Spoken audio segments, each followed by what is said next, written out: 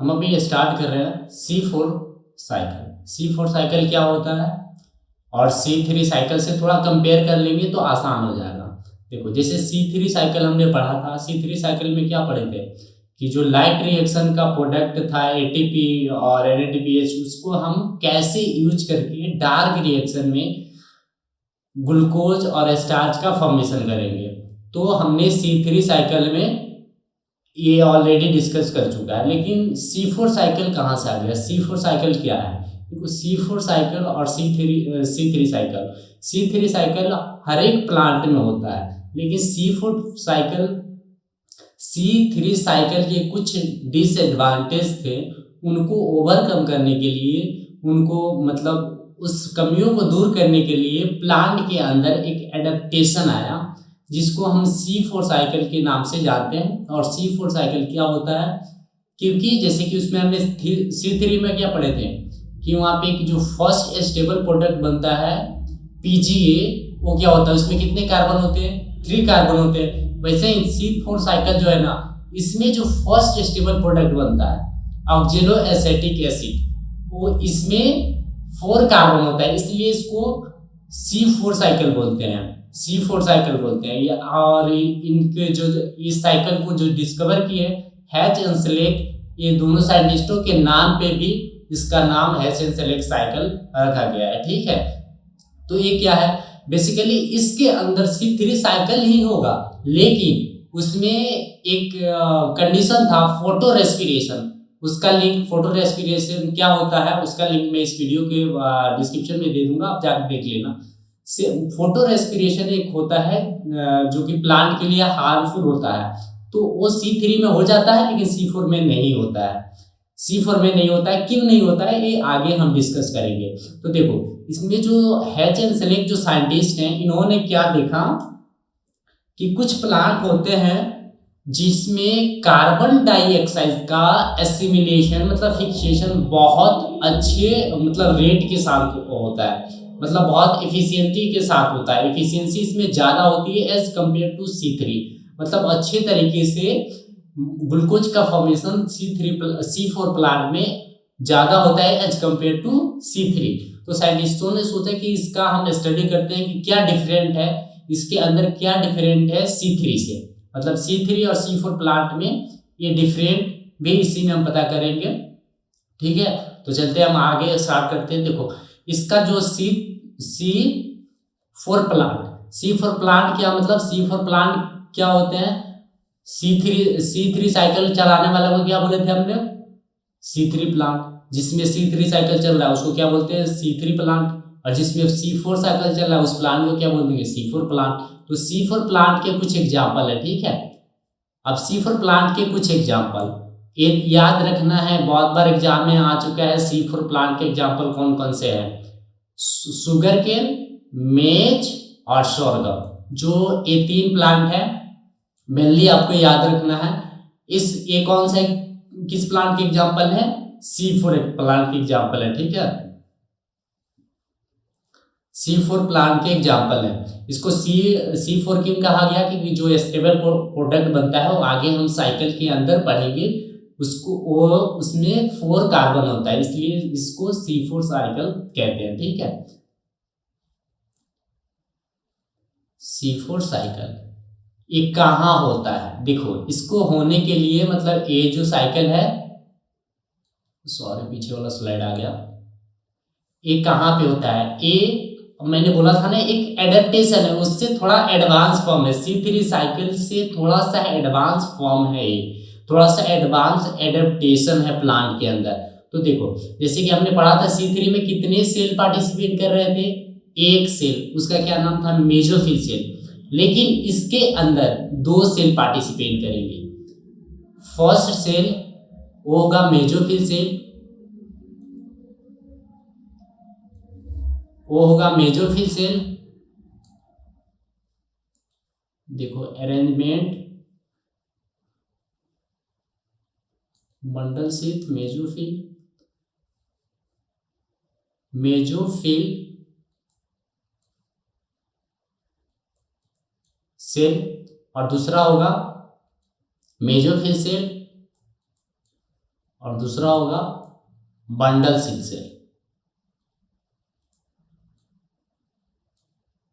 Bundle sheath cell, ये दोनों दो टाइप के सेल हैं जो कि लीफ के अंदर होते हैं, लीफ के अंदर पाए जाते हैं।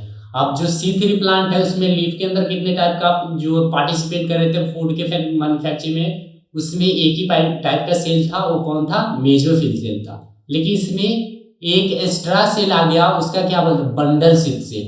अब देखो इसमें जो फोटोसिंथेसिस का रेट है ज्यादा होता है एज कंपेयर टू C3। इसके पीछे रीजन एक है कि इसके जो लीफ के अंदर एक एडवांस टाइप के अरेंजमेंट पाया जाता है जिसको हम कहते हैं क्रेंच एनाटॉमी। क्या बोलते हैं हम? क्रेंच एनाटॉमी। ये किस में पाया जाता है? C4 प्लांट में। C4 प्लांट में क्या पाया जाता है? क्रेंच एनाटॉमी। अब ये क्रेंच एनाटॉमी क्या होता है? देखो, क्रेंच एनाटॉमी ये दोनों सेल के जो मेसोफिल सेल है और बंडल शीथ सेल है, दोनों सेल के अरेंजमेंट है, मतलब अरेंज किया होता है वास्कुलर बंडल के जो अराउंड वास्कुलर बंडल, ये बहुत अच्छे से टाइटली पैक्ड होते हैं और टाइटली अरेंज होते हैं। इसी को कहते हैं हम क्रेंच एनाटॉमी। क्रेंच एनाटॉमी, क्रेंच मीन्स मतलब रीत बोलते हैं, जो कि क्या होता है? माले के जैसा, माला जो होता है ना, आपने देखा होगा माला, उसके तरह अरेंजमेंट होता है। ठीक है, ये एनसीईआरटी का लाइन है। ठीक है, तो आपको याद रखना है क्रेंच एनाटॉमी क्या होता है।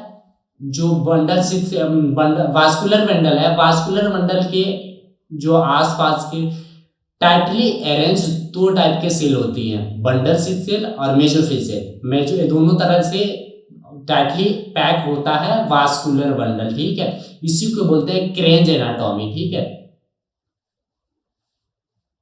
देखो अब इसका फिगर देख लो। जैसे C3 प्लांट है, C3 प्लांट में ये सारे मेसोफिल सेल हैं, इसमें सारे मेसोफिल सेल है, देख रहे हो। लेकिन इसमें देखो बंडल शीथ सेल, ये जो वास्कुलर बंडल है ना, ये देखो, ये वास्कुलर टिश्यू है सारे, ये सारे वास्कुलर टिश्यू है। ठीक है, अब इसमें देखो क्या है, इसमें ये जो सारे सेल्स है ना, ये कौन से हैं? ये बंडल शीथ सेल है। इसके ऊपर किसका लेयर बना हुआ है? मेसोफिल सेल्स का लेयर बना हुआ है। देख रहे हो आप? देख रहे हो? एक ये मेसोफिल सेल है, C3 में केवल मेसोफिल सेल है। ये भी इसके नीचे भी जो बंडल वास्कुलर बंडल है उसके आगे पीछे ऊपर नीचे सारे क्या है? मेसोफिल सेल है। लेकिन जो C4 प्लांट है इसमें कौन से सेल है? बंडल शीथ है।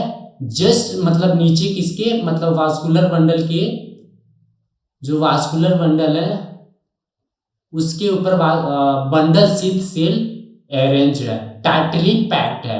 अब इससे क्या होता है? ये जो बंडल शीथ सेल होती है ना, इसके बीच में कोई स्पेस नहीं होता है। बंडल शीथ सेल के बीच में कोई स्पेस नहीं होता। जब इसका हम कैरेक्टर पढ़ेंगे तब भी हम मेंशन करेंगे कि बंडल शीथ सेल के अंदर जो इसके सेल वाल होते हैं बहुत थिक होता है, मोटा होता है, और जो इसके बीच के स्पेस होता है वो मतलब ना के बराबर है, स्पेस होता ही नहीं है। और बंडल सेल में मेसोफिल सेल के कंपेयर में क्लोरोप्लास्ट जो होता है बड़ा होता है। ठीक है, और इसमें क्या होता है? इसमें केवल एस्ट्रोमा वाला पार्ट पाया जाता है, ग्रेना नहीं पाया जाता है। जैसे कि अब देखो आगे हम पढ़ लेते हैं, कंपेयर कर लेते हैं different between mesophyll cell and bundle sheath cell. ठीक है, देखो क्रेंच एनाटॉमी हमने पढ़ लिया कि जो मेसोफिल और बंडल शीथ सेल है वो दोनों क्या रहती हैं? वास्कुलर बंडल के आसपास, मतलब उसके सराउंडिंग में टाइटली पैक्ड होती हैं, मतलब माले की जैसा, माला जो होता है ना हम लोग पहनते हैं उसके तरह टाइटली पैक्ड होता है। उसी को बोलते हैं क्रेंच एनाटॉमिक अरेंजमेंट। ये किस में पाया जाता है? C4 प्लांट में पाया जाता है क्रेंच एनाटॉमी। ठीक है, जैसे कि इस पिक्चर में भी देख लो आप, ये जो अरेंजमेंट है ना, ये जो अरेंजमेंट है इसी को बोलते हैं क्रेंच एनाटॉमी। ये किस में पाया जाता है? C4 प्लांट के अंदर पाया जाता है, C3 प्लांट में नहीं पाया जाता है। ठीक है, अब इससे क्या होता है? फोटो रेस्पिरेशन नहीं होता है। फोटो रेस्पिरेशन वाले वीडियो का लिंक इसमें है, आप जाके देख लो उसको एक बार। आप देखो बंडल शीथ सेल और मेसोफिल सेल में हम अंतर पढ़ ले रहे हैं। ठीक है, क्या डिफरेंट होता है?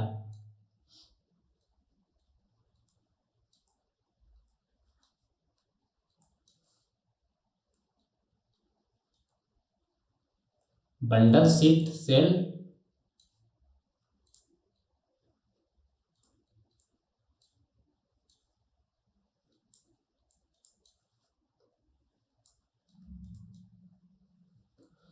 देखो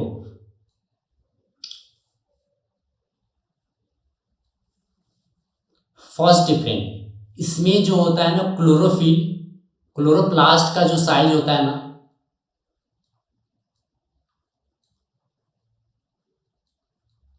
वो इसमें छोटा होता है, स्मॉल होता है। इसमें जो होता है क्लोरोप्लास्ट का जो साइज होता है वो बड़ा होता है, बड़ा होता है, बिग होता है। ठीक है, बड़ा होता है इसमें, किसका? क्लोरोफिल का साइज इसमें बड़ा होता है। ठीक है, बिग।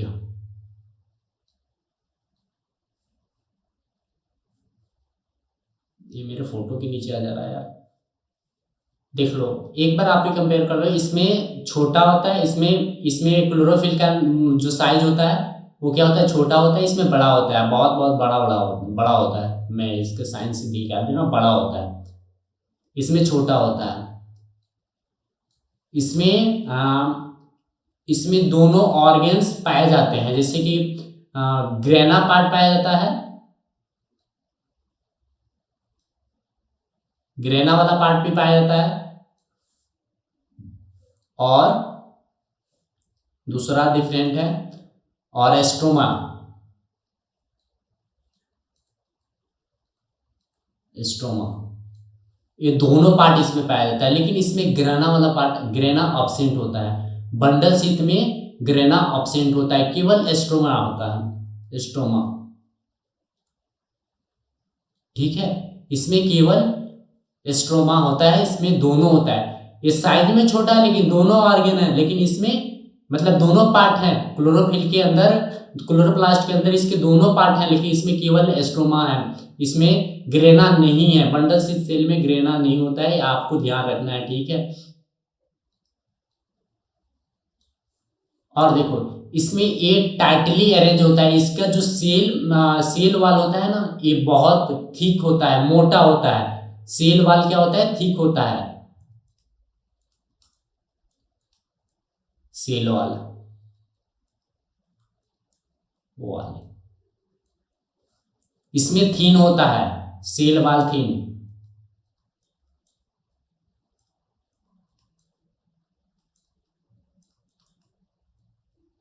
ठीक है, देखो मेजर डिफरेंट क्या है इसमें, देखो दो तरह के। और देखो नंबर में जो क्लोरोप्लास्ट है ना, इसमें बहुत कम अमाउंट में होता है क्लोरोप्लास्ट,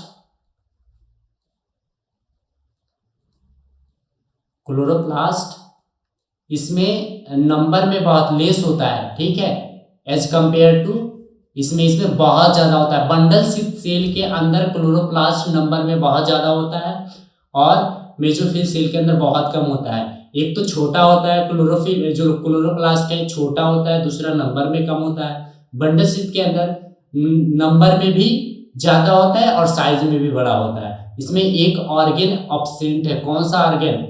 ग्रेना वाला पार्ट इसमें अब्सेंट है क्लोरोप्लास्ट के अंदर। ठीक है, बंडल शीथ के अंदर। ठीक है, आपको याद रखना होगा इसको। ठीक है, मेसोफिल सेल और बंडल शीथ सेल के अंदर हमने डिफरेंट कर लिया। आप यहाँ पे लिख लेना, क्लोरोप्लास्ट जो होता है बिग होता है, बहुत बड़ा होता है। इसमें ग्राना नहीं पाया जाता है, केवल एस्ट्रोमा पाया जाता है। इसके जो वाल होते हैं, सेल वाल जो होता है वो थिक होता है, मोटा होता है। इसमें इसमें क्लोरोफिल का नंबर बहुत, मतलब मेसोफिल में कम होता है, और क्लोरोफिल का नंबर इसमें बहुत ज्यादा होता है। क्लोरोप्लास्ट का नंबर इसमें बहुत ज्यादा होता है। ठीक है, आप मेंशन कर लो।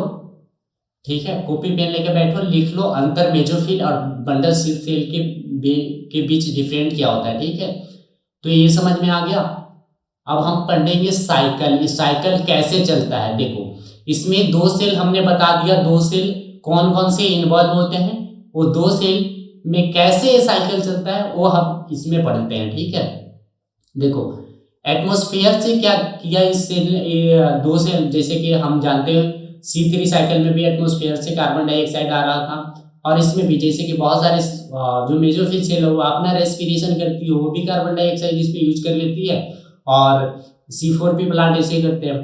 तो देखो एटमॉस्फेयर से इसने क्या किया, कार्बन डाइऑक्साइड, एक कार्बन ले लिया, ठीक है, एक कार्बन लिया, और इसका फर्स्ट एक्सेप्टर आपको याद रखना है PEP, phosphoenol pyruvate, phosphoenol pyruvic acid, phosphoenol pyruvic acid या पायरुवेट दोनों आए तो दोनों सिमिलर थे, पीईपी इसका शॉर्ट फॉर्म है फॉस्फोइनॉल पायरुविक एसिड। ये क्या करता है, कार्बन डाइऑक्साइड को कैच कर लेता है, जैसे हम C3 प्लांट में पढ़े थे क्या, रूबिस्को वो कैच कर रहा था। ठीक है, अब एक किसमें कन्वर्ट होता है, ऑक्जेलो एसेटिक एसिड।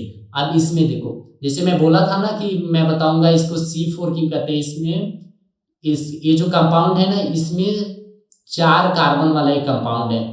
ये जो कंपाउंड ऑक्जेलो एसेटिक एसिड है ना, इसमें ये 4 कार्बन, मतलब कार्बन के 4 एटम इसमें पाए जाते हैं, 4 एटम वाले कंपाउंड है 4 कार्बन के, इसलिए इसको C4 साइकिल बोलते हैं। ठीक है, अब देखो इसका क्या हुआ, यहाँ पे इसका ऑक्जेलो एसेटिक एसिड का रिडक्शन हो गया, तो इसमें क्या मैलिक एसिड में कन्वर्ट हो गया, मैलिक एसिड में कन्वर्ट हो गया।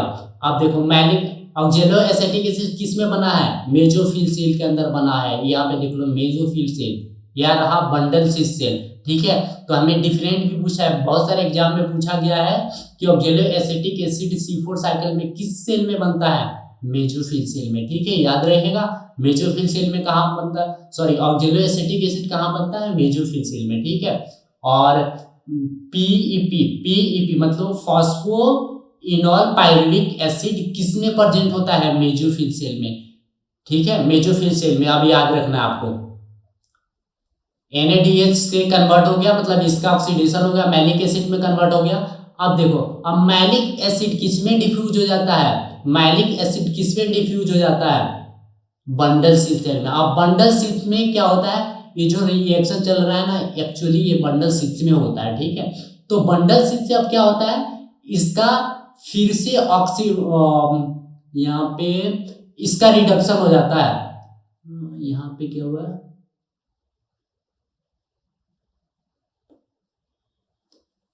ऑक्जेलो एसेटिक एसिड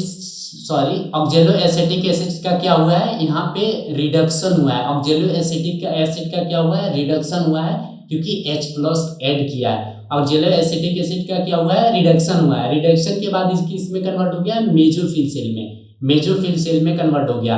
ऑक्जेलो एसिटिक एसिड का क्या हुआ है, रिडक्शन हुआ है। फिर मैलिक एसिड का जब ऑक्सीडेशन होगा, ऑक्सीडेशन मतलब H+ हट रहा है तो क्या बोलते हैं, ऑक्सीडेशन बोलते हैं। जब H+ हट रहा है तो ये इसका ऑक्सीडेशन हो रहा है। अब मैलिक एसिड किसमें कन्वर्ट हो गया, पायरुविक एसिड। जब इसका ऑक्सीडेशन हुआ है तो इसमें कार्बन डाइऑक्साइड रिलीज हो गया एक।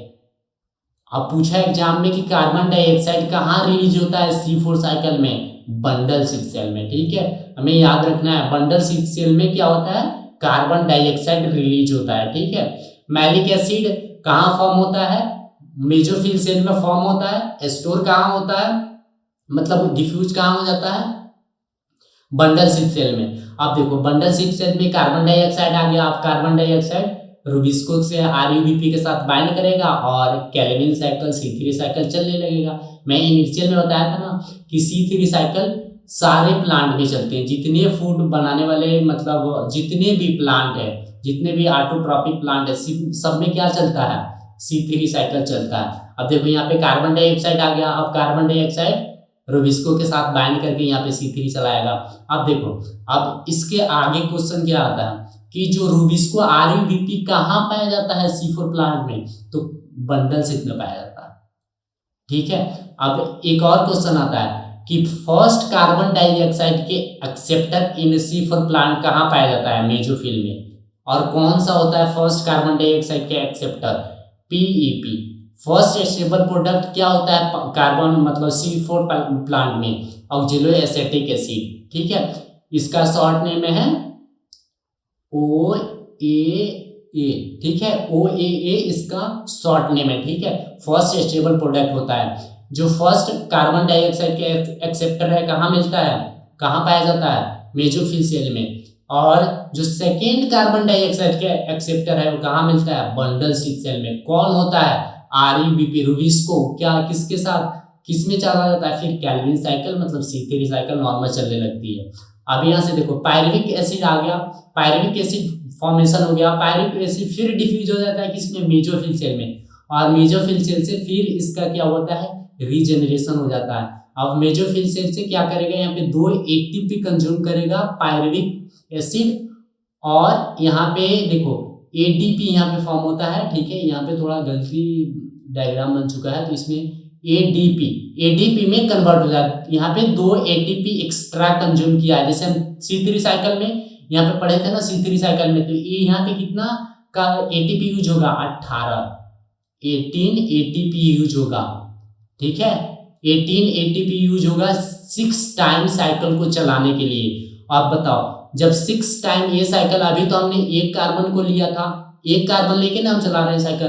अब जब हमें 6 टाइम साइकिल चलाना होगा तो यहाँ पे कितने ATP टोटल लगेगा, 12 ATP एक्स्ट्रा कंज्यूम होगा किसमें, C4 साइकिल में। अब देखो C4 साइकिल में एक ग्लूकोज मॉलिक्यूल बनाने के लिए कितने ATP टोटल मतलब रिक्वायरमेंट होता है, 30, ठीक है। 30 ATP यूज होता है किसमें, C4 साइकिल, C4 प्लांट में। C4 प्लांट में कितना ATP लगता है, 30, क्योंकि यहाँ पे 12 ATP जो यूज हो रहा है ना एक्स्ट्रा यहाँ पे, क्योंकि एक साइकिल के लिए 2 और 6 साइकिल के लिए 12, ठीक है। तो 18 यहाँ पे कैल्विन साइकिल में, नॉर्मल C3 साइकिल। तो देखो अगर C3 साइकिल तुम्हें नहीं आती है तो C4 से पहले एक बार C3 देख लो, फिर उसके बाद इसको देखोगे तो बहुत आसान तरीके से समझ में आ जाएगी, ठीक है।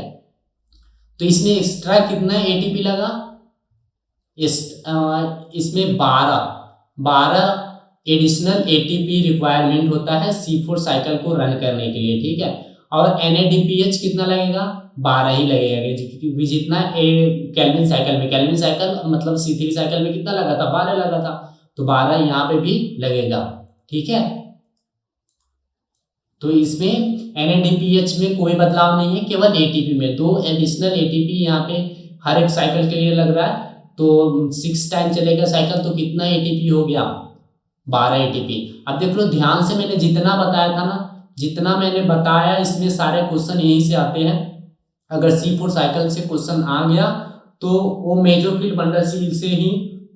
और देखो मैं बता दे रहा हूँ कि क्या क्या चीजें आता है। पहले तो C3 साइकिल और C4 साइकिल में डिफरेंट पूछ लेता है, तो फोटो रेस्पिरेशन नहीं होता है किसमें, C4 साइकिल में। C4 साइकिल में फोटो रेस्पिरेशन नहीं होता है, क्योंकि यहाँ पे जो 2 सेल होता है ना, तो यहाँ पे देखो रुबिस्को जो होता है ना, थोड़ा सा बात कर लेते हैं फोटो रेस्पिरेशन के बारे में।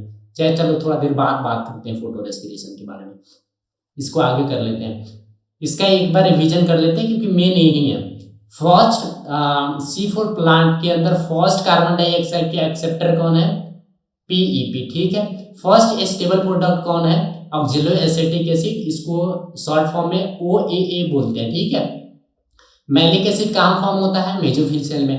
ये डिफ्यूज होकर चल जाता है बंडल शीट में, फिर इसका क्या होता है, ऑक्सीडेशन हो जाता है, फिर यहाँ पे कार्बन रिलीज होता है, कार्बन रिलीज होकर फिर क्या बनाता है, पायरुवेट में पायरुविक एसिड बनाता है, फिर पायरुविक एसिड किसमें कन्वर्ट हो जाता है, जैसे कि हम बोले थे ना ऑक्जेलो एसिटिक एसिड क्या है, C4, मतलब इसमें 4 कार्बन है, एक निकल गया तो पायरुविक एसिड कितने कार्बन का कंपाउंड होगा, 3 कार्बन का। तो यहाँ पे मेंशन है 3 कार्बन की कंपाउंड है, 2 ATP कंज्यूम करेगा और फिर अपने फॉस्फोइनोल पायरुविक एसिड में कन्वर्ट हो जाएगा, ठीक है। और फिर ये रेडी हो जाएगा एंजाइम नेक्स्ट साइकिल के लिए, ठीक है। बंडल शीट में क्या क्या हो रहा है, C3 साइकिल किस में चलता है, C4 साइकिल के अंदर C3 साइकिल कौन से सेल में चलता है, बंडल शीट सेल में। यहाँ पे दिख रहा है mesophyll cell, bundle sheath cell, मैंने सारा बता दिया। इसके डिफरेंट क्या है, ठीक है। अब देखो, अब हमने यहाँ पे 6 टाइम अगर एटीपी मतलब इनपुट आउटपुट हम यहाँ पे कैलकुलेट कर लेते हैं। देखो जैसे कि हमने बात किया था 6 टाइम, अगर 6 मॉलिक्यूल कार्बन डाइऑक्साइड को अगर हमने इनपुट में दिया तो एक मॉलिक्यूल ग्लूकोज बनेगा, 1 मॉलिक्यूल ग्लूकोज बनेगा C6H12O6। ठीक है, याद है सबको। अब देखो, अब हम NADPH बात करते हैं, DPH, ठीक है, प्लस H। देखो अब यहां पे क्या फॉर्म होगा, इनपुट में ये दे दिया हमने तो आउटपुट में क्या फॉर्म होगा, NADP प्लस। ठीक है, ये आउटपुट में मिला हमें। अब देखो एटीपी, अब एटीपी का हमें कैलकुलेशन करना है, टोटल एटीपी कितना होगा। एक तो 18 नॉर्मल किसका, कैल्विन साइकिल का, C3 साइकिल का एटीपी, ठीक है, प्लस 12 एटीपी किसका, जो रीजेनरेशन में यूज हो रहा है ना, 6 टाइम चलेगा तो रीजेनरेशन में भी तो यूज होगा एटीपी। ठीक है, अब आउटपुट में क्या मिलेगा हमें, बस इसी 18 एडीपी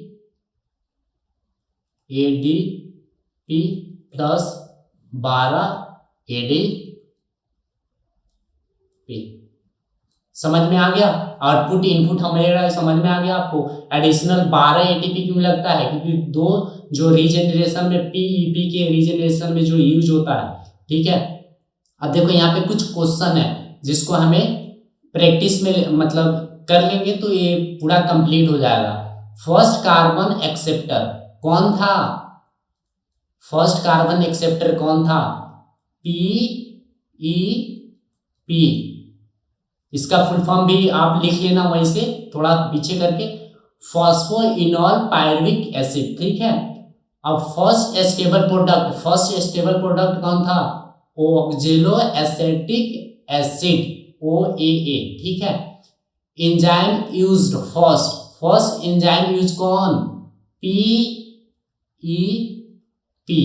यही देखो, फर्स्ट एक्सेप्टर पूछ ली या एंजाइम पूछी, एक ही बात है। ठीक है, फर्स्ट एंजाइम कौन सा, जो और कहाँ पे, देखो ये कहाँ पे हुआ है, सारे मेजोफिल सेल के अंदर, मेजोफिल सेल के अंदर। ये भी याद रखना कहाँ कहाँ पे हो रहे हैं सारे, ये भी कहाँ बना है, मेजोफिल सेल के अंदर। बहुत सारे क्वेश्चन ये भी आ जाता है कि कहाँ पे हो रहा है, कहाँ पे पीपी कहाँ पे मतलब फर्स्ट एंजाइम की तरफ वर्क करता है, ये भी पूछा जा सकता है। मेजोफिल के अंदर ही सारे हुए हैं। ठीक है,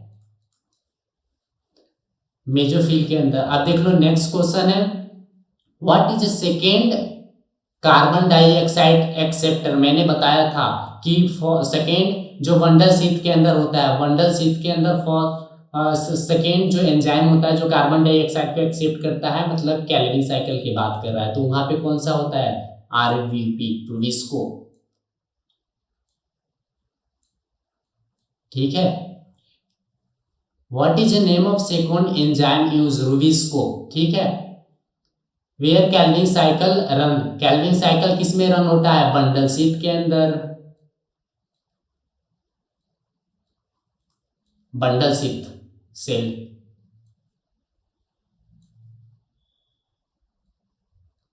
समझ में आ गया, बंडल शीथ सेल के अंदर ये सारे चीजें हो रहे हैं।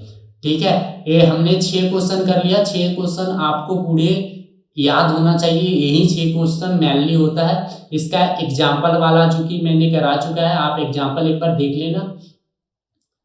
ठीक है, अब हम ये जो प्लांट होते हैं C4 प्लांट के क्या फायदे हैं, क्या इसका स्पेशल कैरेक्टर होता है जो C3 से डिफरेंट होता है। तो देखो इसमें जो हमने पढ़ा था कि इनके पास स्पेशल टाइप ऑफ अरेंजमेंट होता है, इनके अंदर, इनके लीफ के अंदर, इन प्लांट के C4 प्लांट के अंदर जो इनके लीव्स होते हैं उनमें एक स्पेशल टाइप का सेल का अरेंजमेंट होता है जिसको हम क्या बोलते हैं, क्रेंज एनाटॉमी। क्रेंज एनाटॉमी में कितने सेल इन्वॉल्व होते हैं, 2 टाइप के, मेजोफिल और बंडल शीथ सेल। क्रेंज एनाटॉमी किसका कैरेक्टर है, C4 प्लांट का कैरेक्टर है। दे टॉल आप एक क्या होता है, इनके कैरेक्टर क्या होता है, जैसे कि देखो C4 प्लांट नॉर्मली कहाँ पाए जाते हैं, जहाँ पे बहुत ज़्यादा टेम्परेचर होता है, जहाँ पे बहुत ज़्यादा लाइट इंटेंसिटी होती है, वहाँ पे क्या होता है, जब C3 प्लांट रहते हैं तो वहाँ पे फोटो रेस्पिरेशन होने लगता है। लेकिन अगर C4 प्लांट उस जगह पे रहते हैं जहाँ पे ज़्यादा टेम्परेचर है, ज़्यादा ह्यूमिडिटी है, ज़्यादा लाइट इंटेंसिटी है, तो वहाँ पे इजिली सर्वाइव करते हैं। मतलब इनके पास टॉलरेंस करने की पावर ज़्यादा होती है लाइट इंटेंसिटी ज़्यादा होने पे, ठीक है। ये ज़्यादा लाइट इंटेंसिटी में भी सर्वाइव करते हैं। तो फर्स्ट टॉपिक हो गया क्रेंज एनाटॉमी, सेकेंड हो गया टॉलरेंट लाइट इंटेंसिटी, टेम्परेचर और लाइट दोनों सिमिलर टर्म होते हैं, ठीक है। 3 हो गया। अब देखो lack of process call photo respiration.